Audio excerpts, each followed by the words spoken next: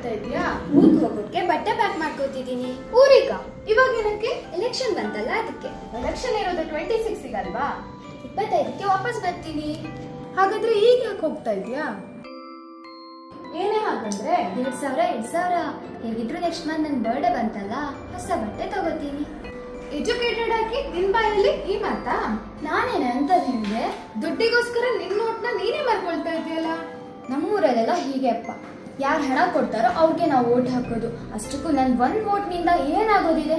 ನೋಡು, ಒಂದೊಂದು ಓಟಿಗೂ ಅಷ್ಟು ಶಕ್ತಿ ಇದೆ. ಒಂದೇ ಓಟ್ನಿಂದ ಚುನಾವಣೆಯಲ್ಲಿ ಗೆದ್ದವರು ಇದ್ದಾರೆ, ಸೋತವರು ಇದ್ದಾರೆ. ನೀನು ಹೊಸ ಬಟ್ಟೆ ತಗೋಬೇಕು ಅನ್ನೋ ನಿನ್ನ ಸ್ವಾರ್ಥದಿಂದ ಪ್ರಜಾಪ್ರಭುತ್ವವನ್ನು ಬಲಿ ಕೊಡ್ತಾ ಇದೆಯಾ? ಪ್ರಜಾಪ್ರಭುತ್ವದ ಆಶಯ ಈಡೇರ್ಬೇಕಂದ್ರೆ ಒಂದೊಂದು ಓಟು ಕೂಡ ಬಹಳ ಮುಖ್ಯ ಆಗುತ್ತೆ ಕಣೆ. ಇವಾಗ ಏನ್ ಮಾಡ್ತಾ ಇದೀಯಾ? Plan change. ಇವತ್ತು ಹೋಗೋದು ಕ್ಯಾನ್ಸಲ್. 26ಕ್ಕೆ ವೋಟ್ ಹಾಕಕ್ಕೆ ಹೋಗ್ತೀನಿ. ಚುನಾವಣಾ ಪರ್ವ ದೇಶದ ಗರ್ವ.